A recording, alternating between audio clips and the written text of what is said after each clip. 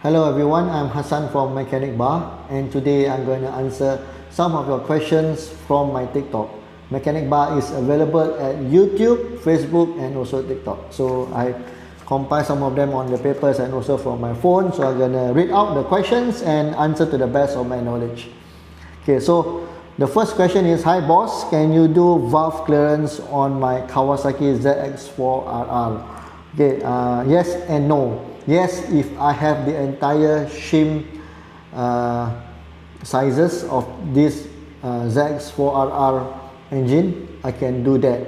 However, because based on experience, when I open up such procedures, not only the shim, sometimes you need the shim buckets to be replaced, you need the cam shaft itself to be replaced, which I do not have. Then I suggest that you go to the workshops, because workshops have the complete components for all of that replacements. However, I can teach you on how to do it with a fee. Alright, so the next question is, my Super 4 has this rattling sound during startup, and when I throttle more, the sound gets louder. So what is happening? Okay, two possible scenarios. One is the cam tensioner is faulty, you need to replace. The other one is maybe the pistons, one or two more pistons are having issues. Usually for this type of symptoms, the bike power starts to gradually lose, and for both of these you need to send to the workshop immediately, otherwise it's going to get worse and you don't want overhaul to happen. Okay, the next question is, for my ZX4RR, can I reset my tensioner? Okay, so for not only ZX4RR, some motorbikes you can reset the tensioner, some motorbike you cannot. You got to replace the entire cam tensioner. So depending on which one, you got to, based on your service manual, to determine you should reset or replace the cam tensioner. The other one is, I'm riding a CBR 1000, which engine oil should I use? Okay guys, for any motorcycle, be it whatever the model is, always based on your owner's manual. If the owner's manual recommends you 10W40, then you use 10W40. If they recommend you 10W50, then use the 10W50. Alright, it is better for the engine in the longer run. Again, for ZX4R engines, how do you replace the cam tensioner chain? Okay, so for this part, I had actually looked into it. So to replace the cam tensioner chain, you got to actually uninstall the engine, take out from the engine from the frame, put one side, okay, open up the top cover, the cylinder block, okay, then you finally reach to the piston area, all naked, all four standing there. Got to split open the crankcase, then you can get into the cam tensioner. Okay, it's a very tedious process. Usually we replace the cam tensioner chain during overhaul or major servicing. Otherwise, we do not want to touch that. Alright, this is quite complicated because when you open up to that stage, right, putting it back, and if you're not torqued under proper specs, you're gonna have a real overhaul very soon. Okay, so the other one is, hi bro, I'm riding a Yamaha R15M. Which brake pads is more suitable for my bike? Oh, the original ones. The original Yamaha brake pads is good enough for your R15M. Hi boss, does changing oil filter to aftermarket oil filter can cause engine issue? Okay, so for oil filter, right, I always recommend you to use the original oil filter, because the engineers had specified this particular oil filter is good for the engine. Okay, you got to use the original oil filters. If we replace to aftermarket oil filters such as High Flow or K&N, okay, these brands are reputable, they have good reviews. Usually it's safe and good to use that. But other brands, lesser known ones, especially those very cheap ones, okay, do not try to use, because they might not able to circulate back the engine oil to your rest of the engine, and it might cause wear and tear, rapid wear and tear, which leads to overhaul. Okay, Hi bro, I'm looking at iridium spark plugs.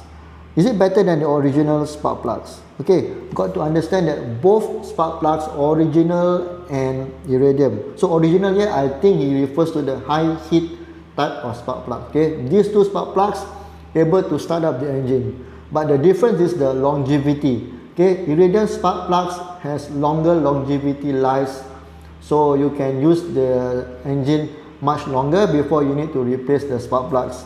For example, if you plan not to open up the engine for the next 1 year, right? I mean, if you plan not to replace the spark plugs for the next 1 year, so you can use the iridium spark plugs. Okay, it can last up to that long. For high heat time, usually the stock ones, they can only last maybe effectively 10 to 15,000 before you feel that you need to throttle more. So replacing spark plugs, regardless of iridium or high heat stock types, both is also needed and important. Let me see which one is more relevant one. Okay, is ECU flash and dyno the same? Okay, these two are not the same procedures. Dyno run on the engine, okay, monitors the performance of the engine. It will tell you what's the horsepower, what's the speed, what the water temperature, okay, what's the RPM and all of that quite accurately. Okay, you can base on that. Even the horsepower also can be read from the dyno. However, ECU flash is something whereby you need to rewrite back the parameters of the instructions to the engine. Okay, as you know, engine runs on mechanical and ECU is the electronic that controls it. So when you reflash the ECU, you actually already know what performance you want from the engine. Okay, so this is not just you take plug and play mapping onto your bike and you think this fine. No, you got to understand what type of performance you want, which gear you want the RPM to be higher, the bike to be stronger. You do on the remap of the ECU and you reflash it. Okay, flash means you flash clear the old memory of the mapping, then you put in the new one with all the customized performance that you want, and after that you try it out, and if you want to be confirmed, then you use the dyno. So two different procedures. All right, the other one is bro, I'm riding a Yamaha R3 and I wish to upgrade the battery to lithium ion. Is it recommended? Okay, so for lithium ion batteries on motorcycles they have a small charging system, unlike a car.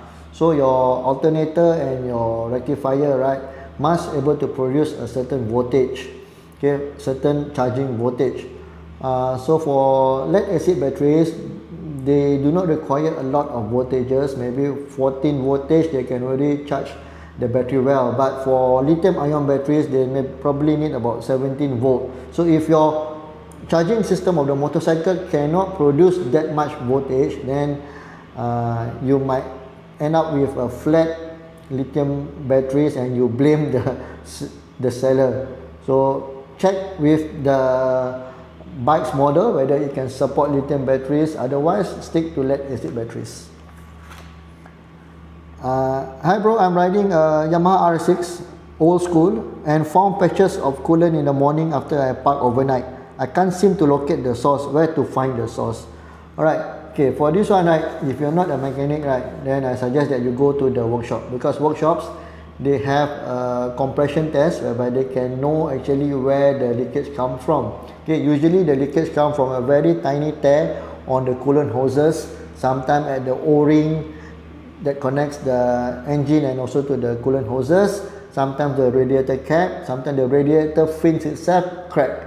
So by doing compression test, you can find out more. Okay, so there's a lot more, but I think I just stopped here already, 9 minutes plus lah. Okay, so come to the next. So till the next Q&A session. I'm Hassan from Mechanic Bar, and thank you for your support all of these times. Mechanic Bar is available at YouTube, Facebook, and also TikTok. Thank you.